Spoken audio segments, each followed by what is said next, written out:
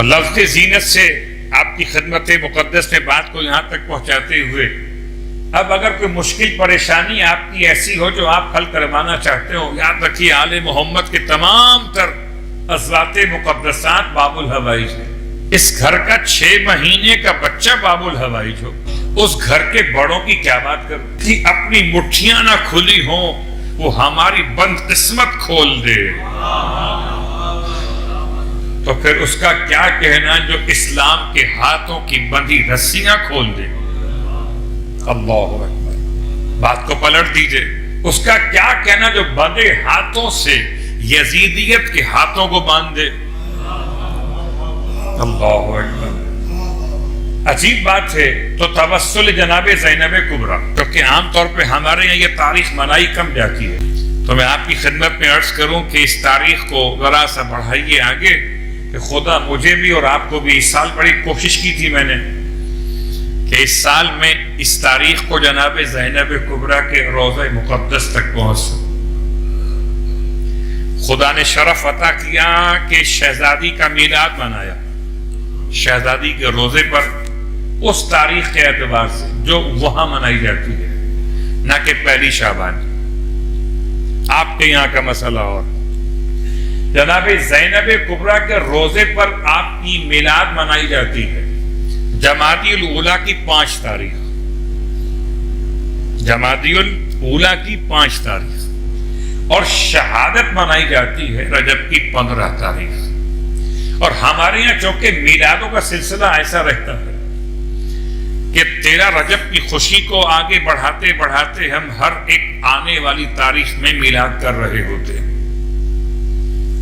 تو اس لیے خاص طور سے آپ کی خدمت میں ہاتھ جوڑتے ہوئے آپ جہاں جہاں تک بات پہنچا سکتے ہو اس کو گائیڈ کیجئے کہ اس شب کو، اس روز کو منائیے روزے شہادت جناب زینب کبریٰ۔ کوئی 24 صفر کو مناتا ہو کہ 22 صفر کو مناتا ہو، وہ مناتا رہے، اس کو چھوڑے نہیں، لیکن اس تاریخ کی عظمت کا خیال کرنا شروع کر دے۔ ہو سکتا ہے یک نہ شد 2 شد، وہاں پر بھی ثواب ملے، یہاں پر بھی ثواب۔ صلوات پڑھے محمد و آل محمد۔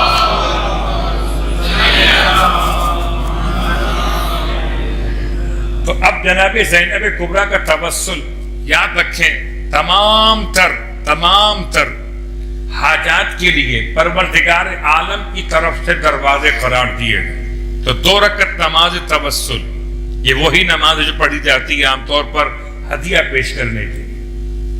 رکعت اول میں الحمد کے بعد 1 مرتبہ سورہ انا انزلنا، رکعت دوم میں الحمد کے بعد 1 مرتبہ سورہ انا آتینا۔ تو اتنا آسان سا نسخہ ہے کہ میں سمجھتا ہوں کہ جتنے سامعین تشریف فرما ہیں اور جہاں تک ہماری آواز پہنچ رہی ہے، کسی کے لیے نماز مشکل نہیں ہوگی۔ اس نماز کا نام نماز ہدیہ ہے، ہدیہ بخدمت جناب زینب کبریٰ سلام اللہ علیہا قربتاً الی اللہ۔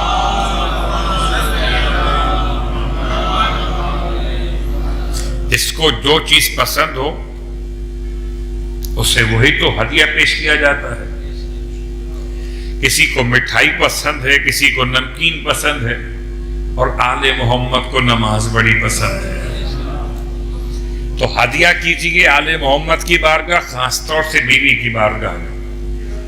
اور 2 رکعت نماز پڑھنے کے بعد 14 مرتبہ سورہ اخلاص کی تلاوت، 14 کے ماننے والے تو 14 مرتبہ سورہ اخلاص کی تلاوت، اور اس کے بعد شہزادی کونین جناب زینب کبریٰ، شہزادی کونین کی ثانی جناب زینب کبریٰ، آپ کے اسم گرامی کے اعداد ہیں 69، 1 کم 70، 69 جسے کہتے ہیں اردو میں۔ اس تعداد میں درود کی تلاوت کریں، 2 رکعت نماز، 14 مرتبہ سورہ اخلاص یعنی قل هو اللہ احد، اور اس کے بعد 69 مرتبہ 69 ٹائم آپ پڑھیں گے درود، اور یہ 3 عمل پھر ہدیہ کریں گے جناب زینب کبریٰ کی بارگاہ میں، پھر اپنی حاجت طلب کریں گے۔ اور 1 رات کا عمل نہیں ہے، یہ 14 دن کا عمل ہے، انشاءاللہ اس سے پہلے ہی 14 دن مکمل ہونے سے پہلے بھی اگر حاجت پوری ہو جائے تو عمل 14 تک ہی مکمل کیجئے کہ پہلا حصہ تمنا میں تھا، بعد کا حصہ شکرانے میں ہو جائے گا۔ تو توسل کا طریقہ جو علماء نے بتایا ہوا کچھ اس طرح سے، نام کا مسئلہ لفظ زینت کی مناسبت سے آپ کی خدمت میں پیش کرتے ہوئے سلام کلام میں آپ کی خدمت میں جو آیت تلاوت کی گئی، اس آیت کا نشان ہے نمبر 6 اور سورہ کا نام سورہ مبارکہ الصافات ہے۔ سورہ صافات بہترین سورہ قرآن مجید کا، جس میں پروردگار عالم نے فرشتوں کی اقسام بھی بیان کی ہیں، اور اسی سورہ میں پروردگار عالم نے آل یاسین کا تذکرہ بھی کیا ہے۔ سلام علی آل یاسین والی آیت بھی اسی میں ہے۔ اب وہ الگ بات ہے کہ بعض دوستوں کو الیاس کی جمع سمجھ میں آتی ہے، آل یاسین سمجھ میں نہیں آتی، وہ الگ بات۔ اور اسی سورہ مبارکہ میں اس صافات کے نام سے یاد کیا جاتا ہے، حضرت ابراہیم اور اسماعیل علیہ السلام کی قربانی کا واقعہ موجود ہے۔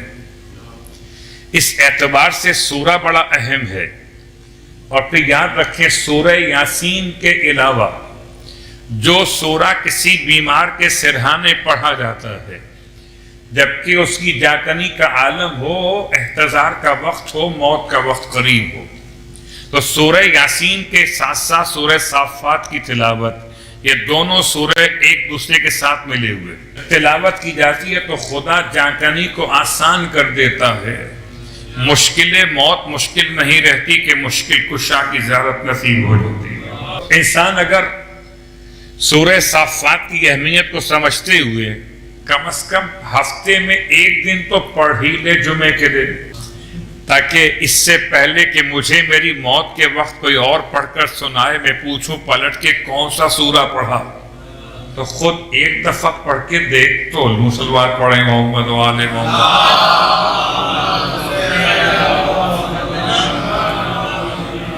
سورہ صافات کی تھوڑی سی وضاحت کے ساتھ آپ کی خدمت مقدس میں آئیے آیت نمبر 6 پہ غور کرتے۔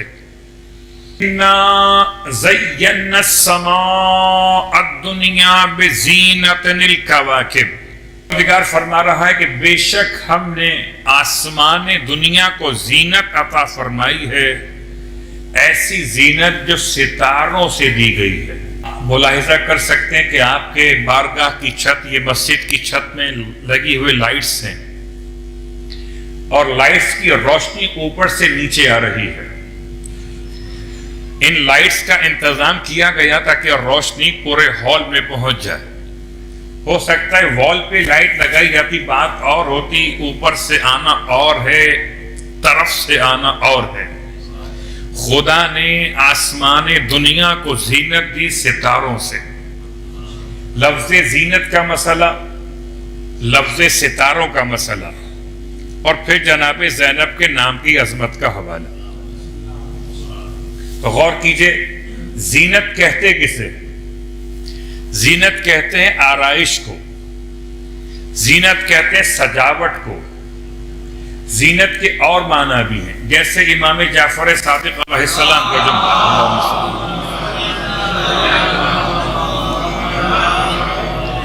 فرماتے ہیں شیعتنا کونو لنا زینا، اے ہمارے شیعوں ہمارے لیے باعث زینت بنو۔ تو گویا ہم اپنے وجود کو دیکھیں ایک مرتبہ، کیا ہم اس قابل ہیں کہ ہم زینت آل محمد بنیں؟ عجیب جملہ ہے یہ، مولا نے کیا کہہ دیا ہے کہ کونو لنا زینا، اے ہمارے شیعوں تمہیں چاہیے کہ تم ہمارے لیے باعث زینت بنو۔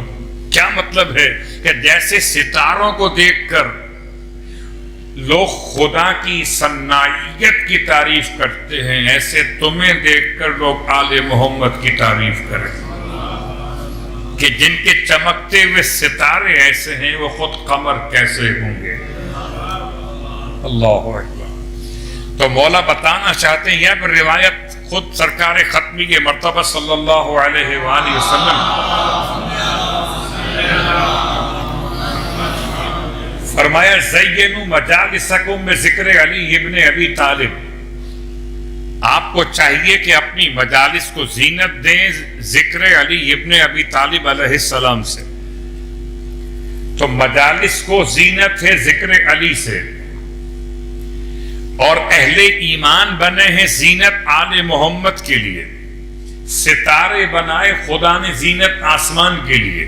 تو زینت کے معنی آرائش کے، خوبصورتی کے، سجاوٹ کے۔ عجیب بات، کوئی کسی کی زینت ہے اور کوئی کسی کی زینت ہے۔ خواتین کے لیے حجاب زینت ہے، اور اہل ایمان مردوں کے لیے ریش مبارک زینت ہے۔ اور رجب کی دعا پڑھتے ہوئے تو خود بخود اس کی اہمیت کا احساس ہو ہی جاتا ہے۔ تو کس کے لیے کیا زینت ہے؟ اللہ اکبر! مومن کے گھر کی زینت مولا عباس کا علم، مومن کے دل کی زینت محبت علی ابن ابی طالب علیہ السلام۔ تو لفظ زینت کا استعمال کن کن مقامات پر ہوا؟ بہت ہی آسان الفاظ کے اعتبار سے کہ جب تلاش کرتے ہوئے زینت کو چلے، عجیب بات ہے، بیٹے تو سنا تھا کہ باپ کے لیے زینت ہوا کرتے ہیں، یہ بیٹیاں کب سے زینت ہونے لگی؟ عجیب بات نہیں ہے؟ زمانہ جاہلیت سے اتنا قریب ہے صدر اسلام کا زمانہ کہ اس زمانہ جاہلیت میں لوگ بیٹیوں کو باعث ذلت سمجھتے تھے۔ میں الفاظ کو بدل دیتا ہوں، ایک ہے لفظ زین، ایک ہے لفظ شین۔ اور شین سمجھ میں آ جائے اگر ان شانئک میں شانئہ سمجھ میں آ جائے، یعنی قابل نفرت، یعنی ایک دشمنی کا انداز، زین کے مقابلے پر ذلت کا عنوان۔